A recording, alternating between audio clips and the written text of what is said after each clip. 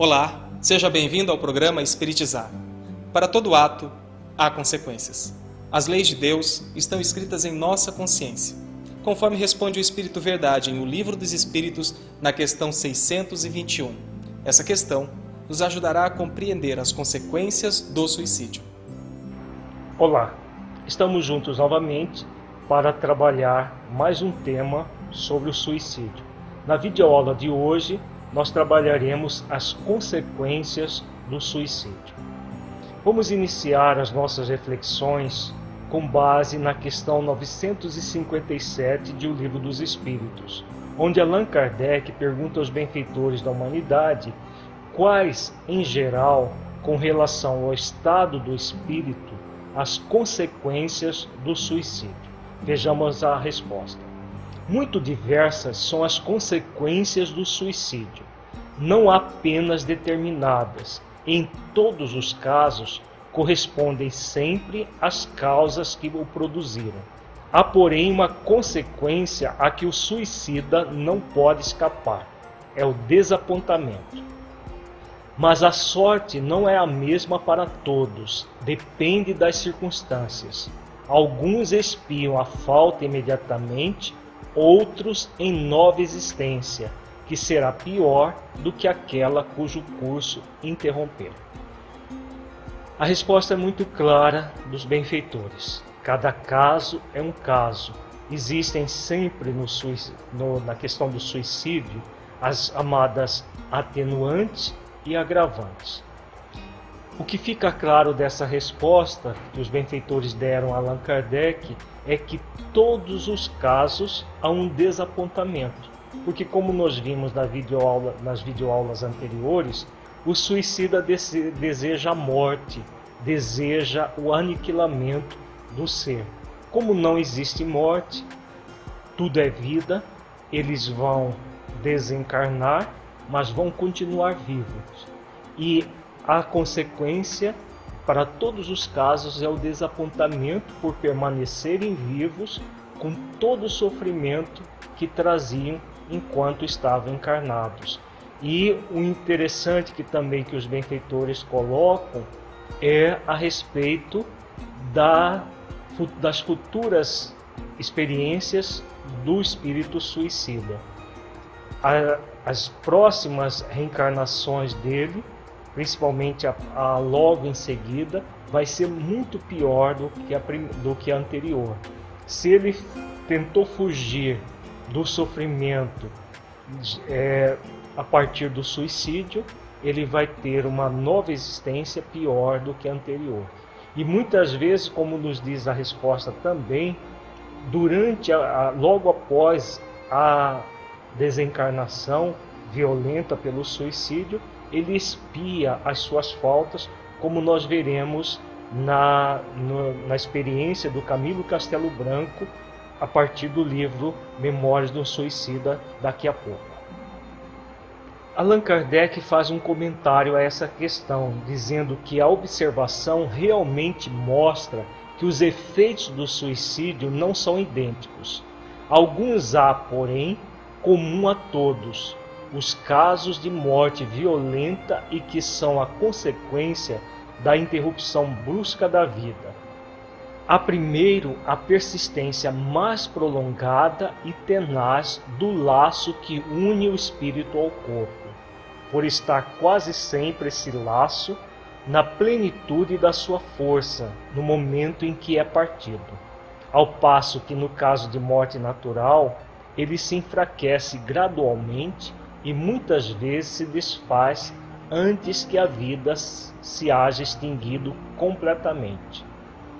Nós estamos vendo na tela dois esquemas que mostram exatamente a isso que Kardec está falando.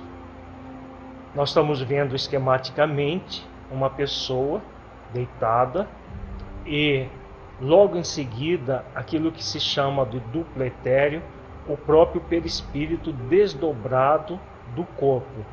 E estamos vendo um cordão, um fio que une a cabeça do corpo físico com a cabeça do perispírito. É esse cordão que Kardec se refere no comentário anterior, que no suicídio ele se rompe violentamente, ele se rompe de uma forma abrupta, o que na morte natural não acontece. Na morte natural, o que vai acontecendo é o afrouxamento desses laços que une o espírito ao corpo. Percebamos que esse laço é o laço principal. Na verdade, existem outros laços que unem o espírito ao corpo a partir dos chakras que nós temos no nosso corpo fluídico. Então, quando a pessoa mata o corpo, o que acontece?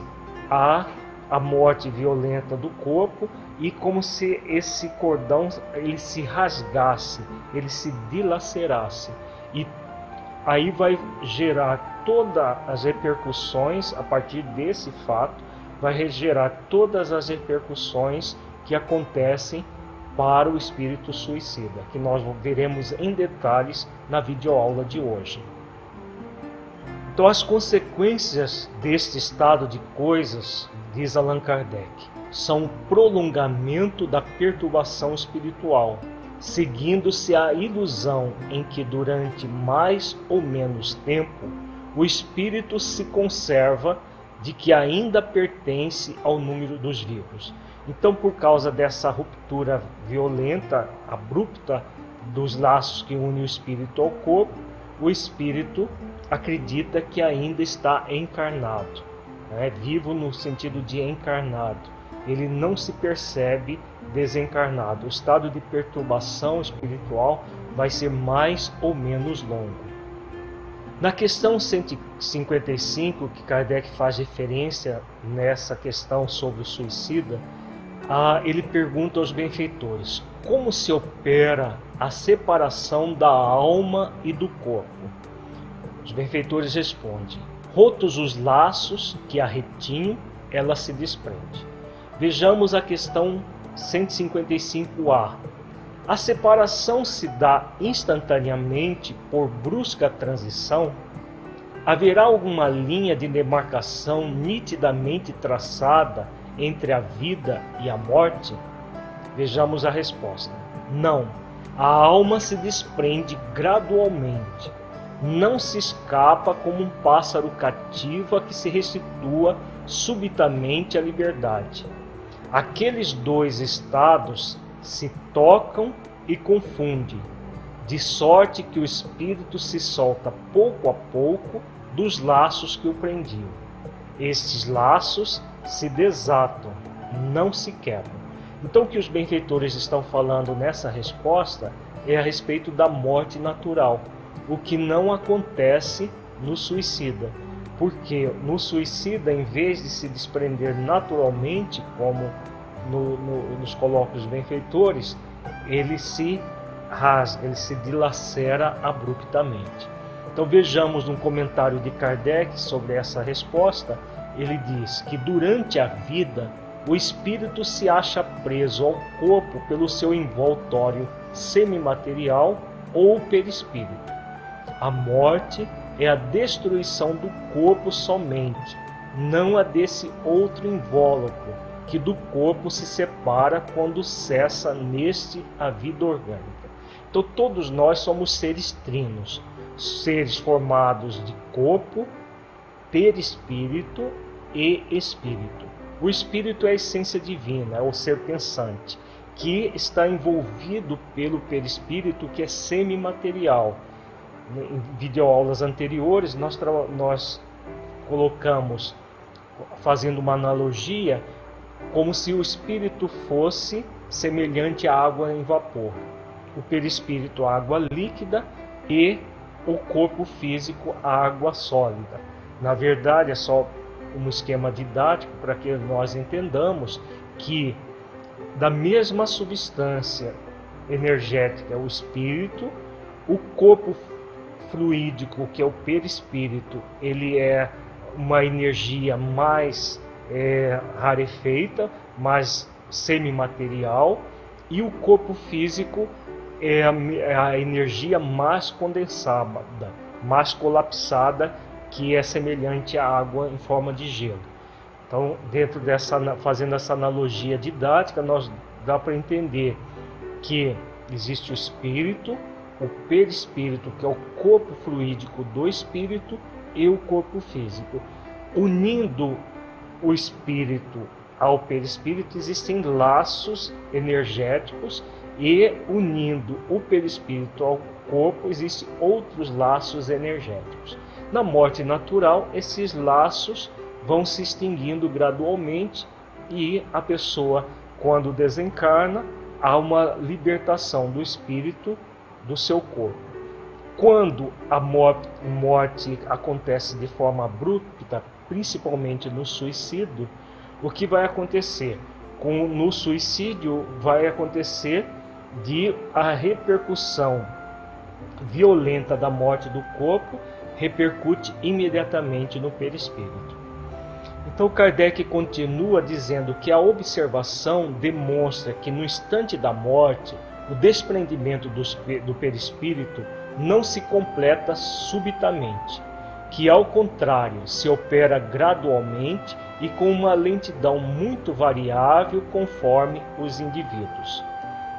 Em uns é bastante rápido, podendo dizer-se que o momento da morte é mais ou menos o da libertação.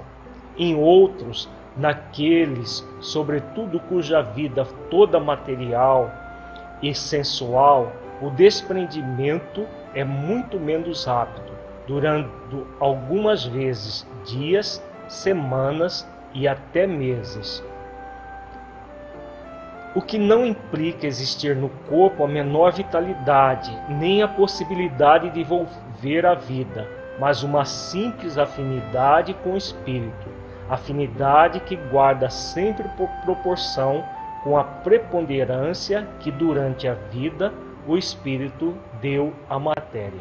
Então é interessante esse comentário de Allan Kardec, que conforme o tipo de vida do espírito quando encarnado, ele terá a sua morte. Quanto mais espiritualizada é uma pessoa, mais rápido é o desprendimento do espírito do corpo. Quanto mais sensualista for uma pessoa, mais devagar vai ser esse desprendimento, podendo chegar a meses e até anos. E no suicídio, esse processo se torna extremamente lento, porque a tendência do suicida, com exceções, é de permanecer ligado ao corpo físico até a extinção completa da energia vital, que normalmente se dá no momento que ele deveria desencarnar.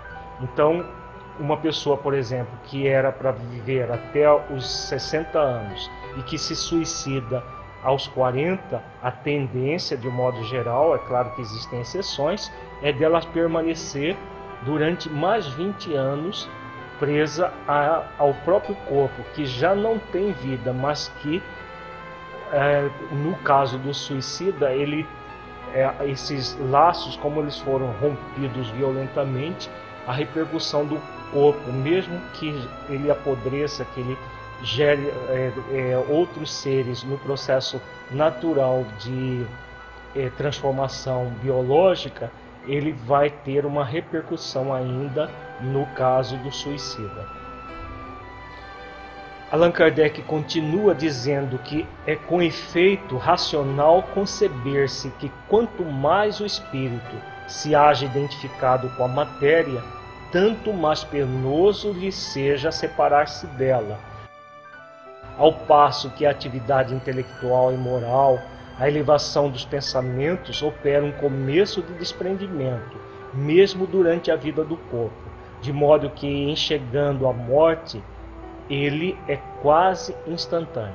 Exatamente o que nós falamos, as pessoas mais espiritualizadas, elas já começam a se desprender do corpo, muitas vezes até antes da própria desencarnação, pela própria vida voltada para as questões mais intelectuais, mais morais, fazem com que a pessoa vá se desprendendo da matéria ainda no corpo. Então a desencarnação é muito tranquila. Já o contrário também é verdadeiro. Quanto mais sensualista, mais dificuldades vão haver no processo desencarnatório.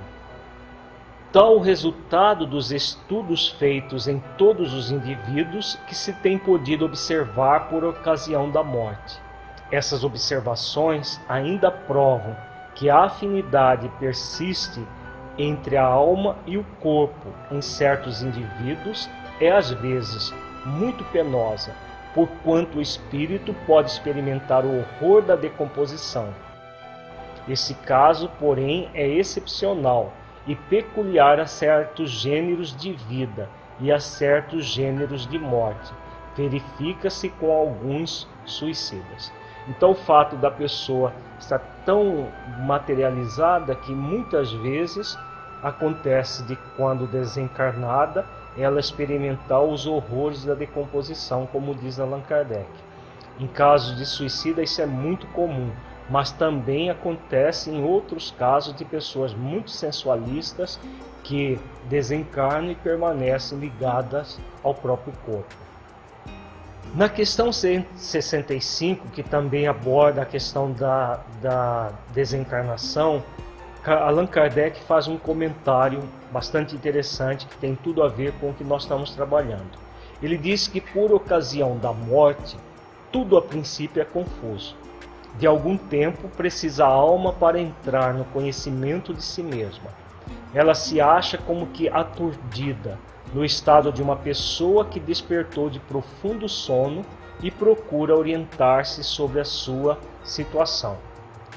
A lucidez das ideias e a memória do passado lhe voltam à medida que se apaga a influência da matéria, que ela acaba de abandonar, e à medida que se dissipa a espécie de névoa que lhe obscurece os pensamentos. Então é claro que quanto mais materializada a pessoa, mais prolongada será essa transição, essa perturbação. Quanto mais espiritualizada, mais rápida será essa transição. Continua Allan Kardec. Muito variável é o tempo que dura a perturbação que se segue à morte. Pode ser de algumas horas, como também de muitos meses e até de muitos anos. Aqueles que, desde quando ainda viviam na terra, se identificaram com o estado futuro que os aguardava, são os em quem menos longa ela é, porque esses compreendem imediatamente a posição em que se encontra. Aquela perturbação apresenta circunstâncias especiais de acordo com os caracteres dos indivíduos e principalmente com o gênero de morte. Nos casos de morte violenta, por suicídio, suplício, acidente, apoplexia, ferimentos, etc., o espírito fica surpreendido, espantado e não acredita estar morto. Obstinadamente sustenta que não está. Então essa perturbação que Kardec se refere é em relação a exatamente esse processo da morte violenta sob a forma de suicídio, ou um acidente, ou uma doença apoplética, por exemplo, que gera um derrame cerebral e a pessoa desencarna abruptamente, pode gerar essa confusão do espírito que já está desencarnado acreditar que está ainda encarnado. A afinidade que permanece entre o espírito e o corpo produz em alguns suicidas uma espécie de repercussão do estado do corpo no espírito, que assim, a seu mau grado, sente os efeitos da decomposição, donde lhe resulta uma sensação cheia de angústias e de horror. Estado esse que também pode durar pelo tempo que devia durar a vida que sofreu interrupção. É aquilo que nós acabamos de falar agora há pouco. Muitas vezes a pessoa, o espírito suicida, permanece vinculado ao seu corpo durante todo o período que deveria durar a sua encarnação. Claro que cada caso é um caso, e o importante é saber que não existe regra geral para todos os casos. Nós estamos trabalhando tudo isso em linhas gerais para que o nosso espectador possa tirar as suas conclusões. O que é mais importante disso tudo é saber que o suicídio qualquer que ele seja, com as atenuantes e agravantes, sempre trará dificuldades muito maiores para a pessoa que tira a própria vida. No item 257 de O Livro dos Espíritos, quando Kardec aborda o ensaio teórico da sensação nos espíritos, ele nos diz que ensina-nos a experiência que, por ocasião da morte, o perispírito se desprende mais ou menos lentamente do corpo, que durante os primeiros minutos depois da desencarnação, o espírito não encontra explicação para a situação em que se acha. Crê não estar morto, por isso que se sente vivo. Vê a um lado o corpo, sabe que lhe pertence, mas não compreende que esteja separado dele. Essa situação dura enquanto haja qualquer ligação entre o corpo e o perispírito. Disse-nos certa vez um suicida: não estou morto. E acrescentava: no entanto, sinto os vermes a me roerem. Ora, indubitavelmente, os vermes não lhe roíam o perispírito, e ainda menos o espírito. Roía-lhe apenas o corpo.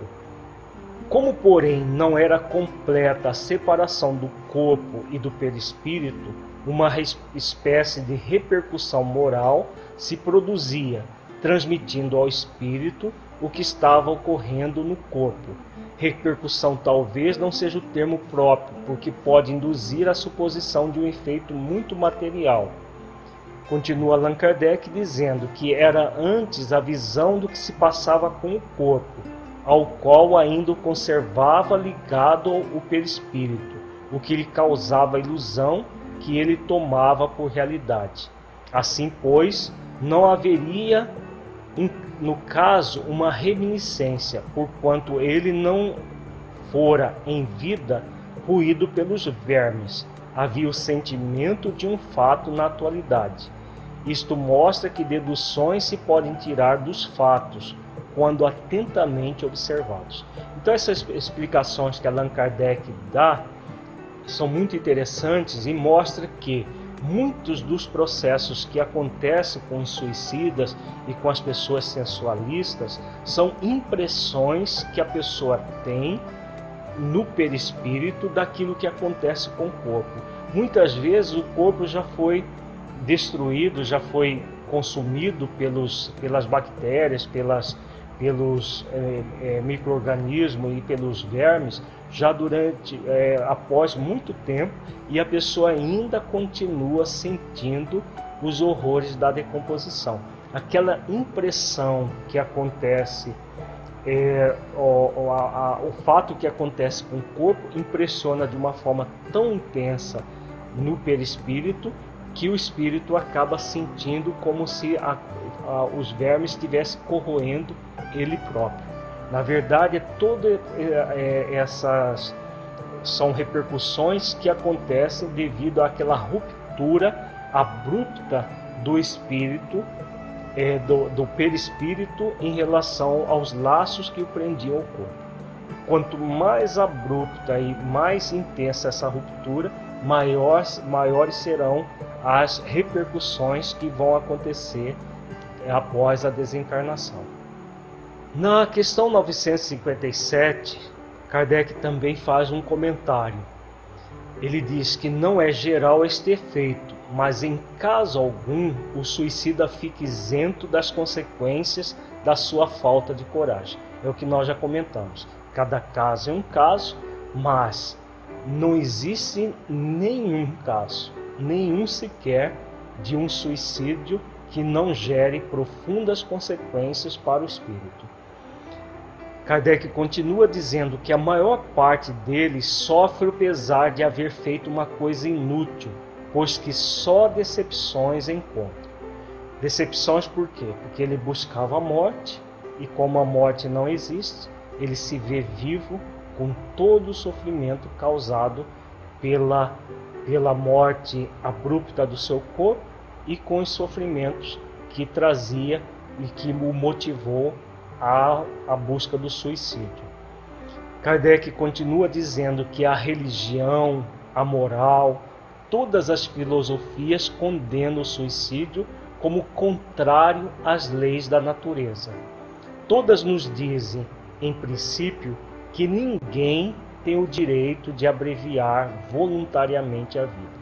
Então, refletindo sobre esse comentário de Allan Kardec, sobre a questão da condenação que existe na ciência, na filosofia, nas religiões acerca do suicídio, é porque ele não atenta apenas contra uma questão moral, mas atenta com a lei divina maior, que é a lei de amor, que nos convida à vida, que nos convida a vivenciar a vida da melhor maneira possível. E a pessoa suicida se rebela contra isso tudo, gerando toda uma série de problemas, tanto para si mesma quanto para o universo à sua volta. Allan Kardec, logo em seguida, ele faz um questionamento. Entretanto, por que não se tem esse direito?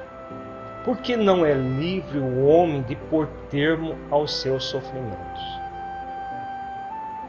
E aí ele responde: ao Espiritismo estava reservado demonstrar, pelo exemplo dos que sucumbiram, que o suicídio não é uma falta, somente por constituir infração de uma lei moral, consideração de pouco peso para certos indivíduos, mas também um ato estúpido, pois que nada ganha quem o pratica. Antes, o contrário, é o que se dá, como Nolo ensina, não a teoria, porém os fatos que ele nos põe sob as vistas. Então, a observação que Kardec coloca a respeito dessas duas questões é que o suicídio não é apenas uma questão moral, porque muita gente está pouco ligando para as questões morais, mas que é uma violência contra a própria natureza, como nós dissemos. Se tudo é vida e o suicida busca a morte, como diz Kardec, é um ato estúpido que não vai trazer nenhum benefício para a pessoa, muito pelo contrário, ela só vai tender a piorar a sua vida a partir desse ato. No próximo bloco, nós trabalharemos um exemplo memorável, extraído do livro Memórias de um Suicida, de Camilo Castelo Branco, a partir da psicografia de Ivone Pereira, que o autor coloca a sua experiência pessoal. Até daqui a pouco.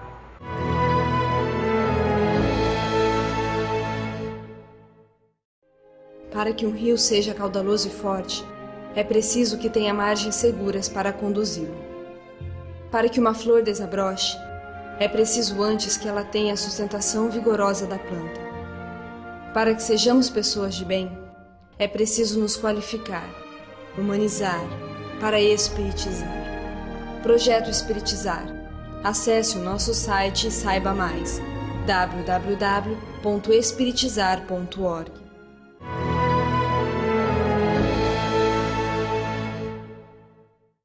O livro Memórias de um Suicida, de Ivone Amaral Pereira, é uma obra que contribui muito para a compreensão das consequências do suicídio. Nossa série de videoaulas estuda a experiência de Camilo Castelo Branco após cometer suicídio.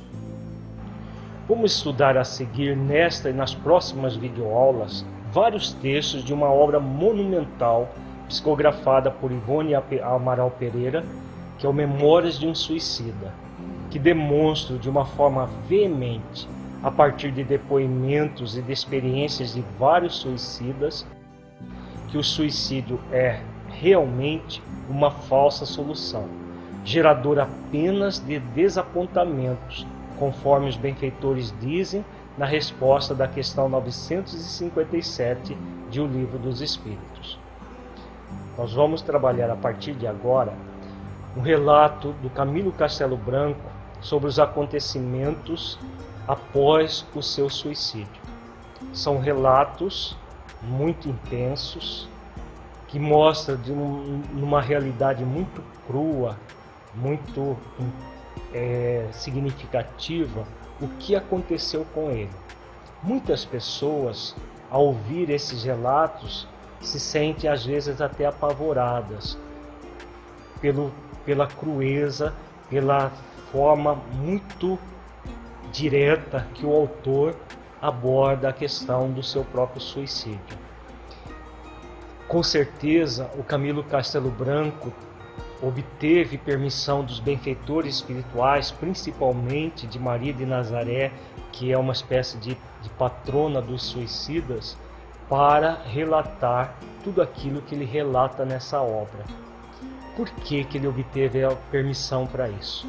Com certeza, a permissão para relatar dessa forma muito direta, muito nua e crua, é para alertar aqueles que pensam no suicídio, que de todas as maneiras acreditam que morreu, acabou e que elas vão acabar com sofrimento após o suicídio, e analisando de uma forma muito objetiva. Dificilmente alguém conseguiria inventar tudo aquilo que esse autor coloca nessa obra. Jamais Ivone Pereira, como dizem alguns, que ela tirou tudo aquilo da mente dela de uma forma fantasiosa, jamais todos os detalhes que nós vamos estudar a partir desta videoaula e das demais videoaulas que trabalharemos até o final, essa obra gigantesca, monumental, nós vamos ver que são relatos, por mais difíceis de ser vistos, muito importante para todos nós, quer nós tenhamos uma tendência ao suicídio ou não. Se nós não tivermos, muitas vezes nós já tivemos no passado, se nós não tivermos essa tendência na atual existência. E muitas vezes o relato do Camilo Castelo Branco nos choca porque repercute de uma forma subconsciente em experiências que nós já tivemos. Por isso que muitas pessoas nos comentam que não conseguem ler o Memória de Suicida, não passam dos primeiros capítulos, porque ao perceber esses relatos muito nus, muito crus, muito difíceis de serem deglutidos pela maioria das pessoas, a pessoa desiste da leitura. É muito importante que nós vejamos toda e qualquer revelação como um instrumento de aprendizado. Dessa forma que nós trabalharemos com essa obra fantástica chamada Memórias de um Suicida.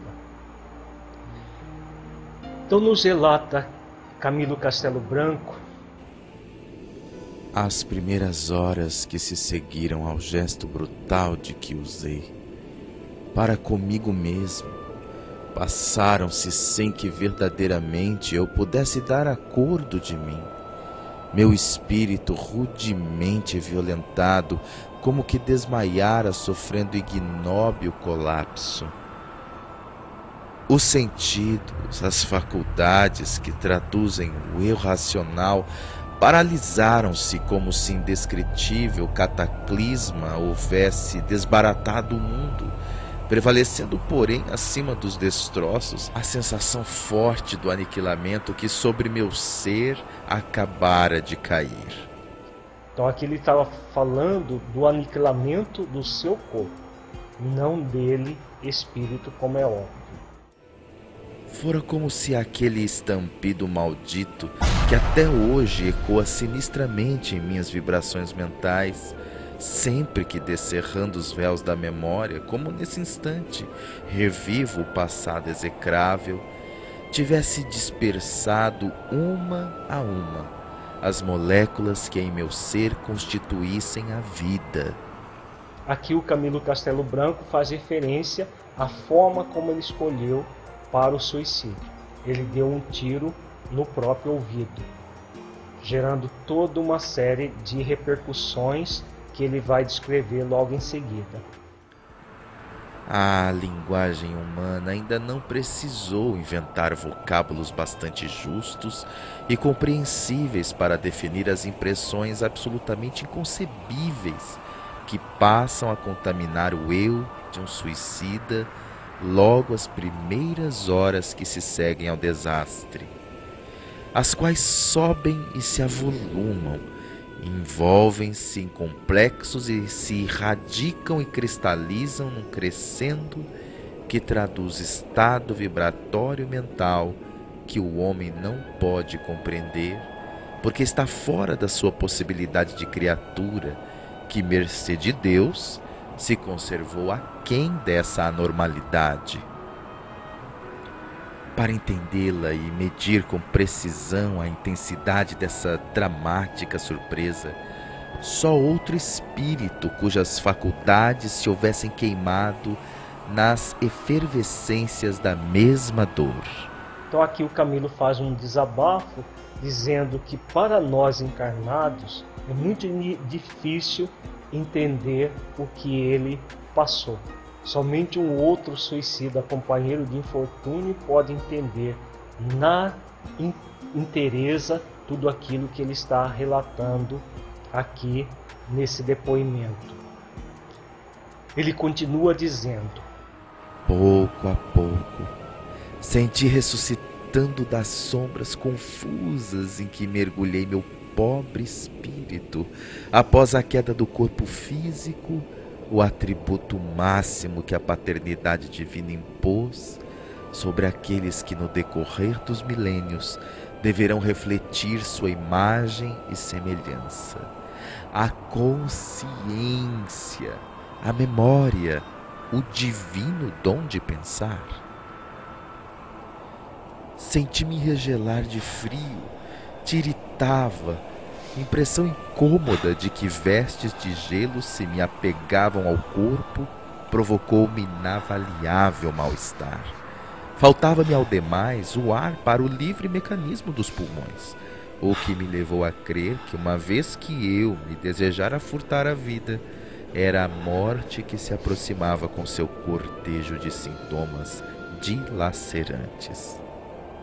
Então aqui ele vem falando exatamente do aquilo que nós acabamos de ver teoricamente a partir do Livro dos Espíritos. As repercussões que ele estava sentindo no perispírito da própria morte violenta. Ele ilusoriamente acreditava que ainda não tinha morrido, que ele estava ainda nas agonias da morte, que não conseguia respirar direito, não conseguia sentir o próprio corpo de uma forma normal, a ponto dele sentir frio. Ele continua dizendo: odores fétidos e nauseabundos, todavia revoltavam-me brutalmente o olfato. Dor aguda, violenta, enlouquecedora, arremeteu-se instantaneamente sobre meu corpo inteiro, localizando-se particularmente no cérebro e iniciando-se no aparelho auditivo. Presa de convulsões indescritíveis de dor física, levei a destra ao ouvido direito. O sangue corria do orifício causado pelo projétil da arma de fogo de que me servira para o suicídio e manchou-me as mãos, as vestes, o corpo. Essa descrição que ele acaba de fazer é um fenômeno muito recorrente no suicida. Ele sente, no caso, por exemplo, do Camilo Castelo Branco, que se matou com um projétil atirado no ouvido, ele se sente esvair em sangue e esse sangue nunca se interrompe, o tempo todo aquele sangue. Na verdade, é como nós vimos no Livro dos Espíritos, são as repercussões da morte do corpo físico no perispírito. Como ele se sente vivo, ele se sente o tempo todo sangrando. Uma pessoa que se enforcou, por exemplo, se sente o tempo todo as angústias da asfixia. Uma que se jogou de altura se sente repetindo o gesto de cair da altura de uma forma ininterrupta. Ela cai, se estatela e volta a cair várias vezes. Quem se jogou, por exemplo, embaixo de um trem, se vê repetindo o gesto sistematicamente. É uma das angústias maiores do suicida, exatamente isso. Camilo continua dizendo: Eu nada enxergava, porém. Convém recordar que meu suicídio derivou-se da revolta por me encontrar cego, expiação que considerei superior às minhas forças, injusta punição da natureza aos meus olhos necessitados de ver, para que me fosse dado obter pelo trabalho a subsistência honrada e ativa. Então aqui nós vamos entender numa futura videoaula que nós trabalharemos a causa dessa expiação do Camilo. Ele veio para se tornar cego numa determinada idade por uma razão anterior, de um processo causado no seu passado espiritual. Então era uma situação expiatória e por causa da cegueira ele veio a tirar a própria vida, ampliando muito mais o seu sofrimento. Ele continua dizendo: Sentia-me, pois, ainda cego, e para cúmulo do meu estado de desorientação, encontrava-me ferido, tão somente ferido e não morto, porque a vida continuava em mim como antes do suicídio. Então aqui é aquela ilusão que Allan Kardec se refere, da pessoa acreditar-se ainda encarnado, ainda vivo no corpo e não vivo em espírito. Passei a reunir as ideias, mau grado meu. Revi minha vida em retrospecto, até a infância, e sem mesmo omitir o drama do último ato, programação extra sob minha inteira responsabilidade. Sentindo-me vivo, averiguei consequentemente que o ferimento que em mim mesmo fizera, tentando matar-me, fora insuficiente, aumentando assim os já tão grandes sofrimentos que desde longo tempo me vinham perseguindo a existência. Supus-me preso a um leito de hospital ou em minha própria casa. Então aqui fica muito claro a confusão que ele estava tendo de acreditar-se ainda encarnado. Ele continua dizendo: Mas a impossibilidade de reconhecer o local, pois nada via, os incômodos que me afligiam, a solidão que me rodeava, entraram a me angustiar profundamente, enquanto lúgubres pressentimentos me avisavam de que acontecimentos irremediáveis se haviam confirmado. Bradei por meus familiares, por amigos que eu conhecia, afeiçoados bastante para me acompanharem em momentos críticos. O mais surpreendente silêncio continuou enervando-me. Indaguei mal-humorado por enfermeiros, por médicos que possivelmente me atenderiam, dado que me não encontrasse em minha residência e sim retido em algum hospital. Por serviçais, criados, fosse quem fosse, que me obsequiar pudessem, abrindo as janelas do aposento onde me supunha recolhido, a fim de que correntes de ar purificado me reconfortassem os pulmões, que me favorecessem coberturas quentes, acendesse lareira para amenizar a gelidez que me entorpecia os membros, providenciando bálsamo às dores que me supliciavam o organismo, e alimento e água, porque eu tinha fome e tinha sede. Então aqui ele está falando das necessidades até fisiológicas que ele estava sentindo. São necessidades do corpo físico, mas que o perispírito se ressente pelo fato dessa morte abrupta.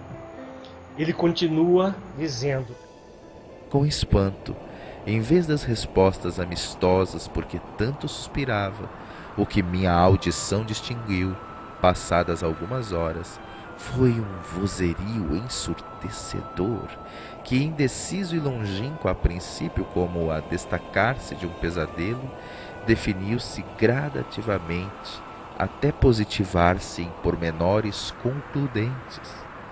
Era um coro sinistro de muitas vozes confundidas em atropelos, desnorteadas, como aconteceria numa assembleia de loucos. Então essa passagem aqui, o Camilo na verdade está descrevendo outros espíritos que eram companheiros deles de infortúnio, que estavam ali naquele cemitério onde ele estava. No entanto, estas vozes não falavam entre si, não conversavam.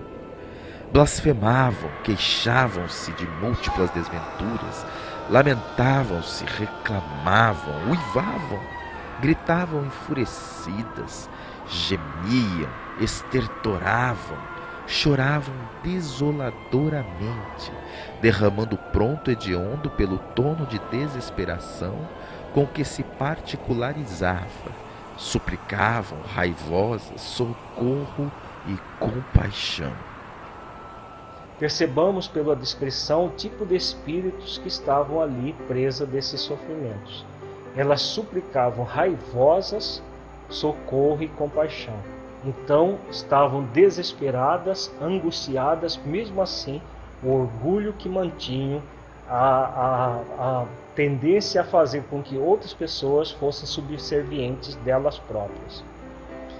Continua Camilo dizendo: tateando nas trevas tentei caminhar, mas dir-se-ia que raízes vigorosas plantavam-me naquele lugar úmido e gelado em que me deparava. Não podia despegar-me. Sim, eram cadeias pesadas que me escravizavam, raízes cheias de seiva que me tinham grilhetado naquele extraordinário leito por mim desconhecido, impossibilitando-me o desejado afastamento. Aliás, como fugir se estava ferido, desfazendo-me em hemorragias internas, manchadas as vestes de sangue, cego, positivamente cego? Como apresentar-me a público em tão repugnante estado? Após esforços desesperados, levantei-me. Meu corpo enregelado, os músculos reteseados por entorpecimento geral, dificultavam-me sobremodo o intento. Todavia, levantei-me. Ao fazê-lo, porém, cheiro penetrante de sangue e vísceras putrefatos reacendeu em torno, repugnando-me até as náuseas. Partia do local exato em que eu estivera dormindo. Não compreendia como poderia cheirar tão desagradavelmente o leito onde me achava. Para mim, seria o mesmo que me acolhia todas as noites. E, no entanto, que de odores fétidos me surpreendiam agora? Atribuí o fato ao ferimento que fizera na intenção de matar-me, a fim de explicar-me de algum modo a estranha aflição ao sangue que corria, manchando-me as vestes. Realmente, eu me encontrava empastado de peçonha, como um lodo asqueroso que desorrasse de meu próprio corpo, empapando incomodativamente a indumentária que usava, pois, com surpresa, surpreendi-me trajando cerimoniosamente, não obstante retido num leito de dor. Aqui ele faz comentário sobre a roupa que ele estava usando. Com certeza, estava usando o terno, fraque, que era muito comum na época, e as pessoas eram enterradas dessa forma. Mas ao mesmo tempo que assim me apresentava satisfações, confundia-me na interrogação de como poderia assim ser, visto não ser cabível que um simples ferimento, mesmo a quantidade de sangue espargido, pudesse tresandar a tanta podridão sem que meus amigos e enfermeiros deixassem de providenciar a devida higienização. Inquieto, tateei na escuridão com o intuito de encontrar a porta de saída que me era habitual, já que todos me abandonavam em hora tão crítica. Tropecei, porém, em dado momento, num montão de destroços e instintivamente curvei-me para o chão, a examinar o que assim me interceptava os passos. Então, repentinamente, repentinamente, a loucura irremediável apoderou-se de minhas faculdades e entrei a gritar e uivar qual demônio enfurecido, respondendo na mesma dramática tonalidade a macabra sinfonia cujo coro de vozes não cessava de perseguir minha audição em intermitências de angustiante expectativa. O montão de escombros era nada menos do que a terra de uma cova recentemente fechada. Não sei como, estando cego, pude entrever em meio às sombras que me rodeavam que existia em torno. Eu me encontrava num cemitério. Os túmulos, com suas tristes cruzes em mármore branco ou madeira negra, ladeando imagens sugestivas de anjos pensativos, alinhavam-se na imobilidade majestosa do drama em que figuravam. A confusão cresceu. Por que me encontraria ali? Como viera, pois nenhuma lembrança me acorria? E o que viera fazer sozinho, ferido, dolorido, extenuado? Era verdade que tentara o suicídio, mas... sussurro macabro, qual sugestão irremovível da consciência, esclarecendo a memória aturdida pelo ineditismo presenciado, percutiu estrondosamente pelos recôncavos alarmados do meu ser. Fizeste o suicídio? Pois aí o tens. Nós vemos pelo relato as grandes dificuldades pelo qual ele passou imediatamente após a sua percepção daquilo que ele havia feito. Ele que buscou a morte para se libertar da cegueira, cego em espírito, amplia de uma forma muito intensa o seu próprio sofrimento. Então aquele sofrimento expiatório, a dor expiatória, como nós vimos na videoaula anterior, que é o segundo servo que Jesus nos ensina, a dor expiatória é o segundo servo que vai e nos convida a participar da grande ceia. O Camilo Castelo Branco, ele reconhece posteriormente que era para, naquele momento que ele ficou cego, ele entrar num movimento de humildade para reconhecer a grandeza divina e prosseguir humildemente até o final da existência com aquela limitação, buscando superar a limitação. Isso era o convite do segundo servo, a dor expiatória. E ele, ao invés de aceitar esse convite da vida, criou toda essa crueza, toda essa dificuldade para ele mesmo, um sofrimento acerbo que ele reconhece nesse momento. Não quisesse o suicídio, pois aí o tens. Muita paz e até uma próxima videoaula. Agradecemos a sua companhia e continuaremos com este tema na nossa próxima videoaula. Para saber mais sobre o projeto Espiritizar, acesse www.espiritizar.org. Até lá!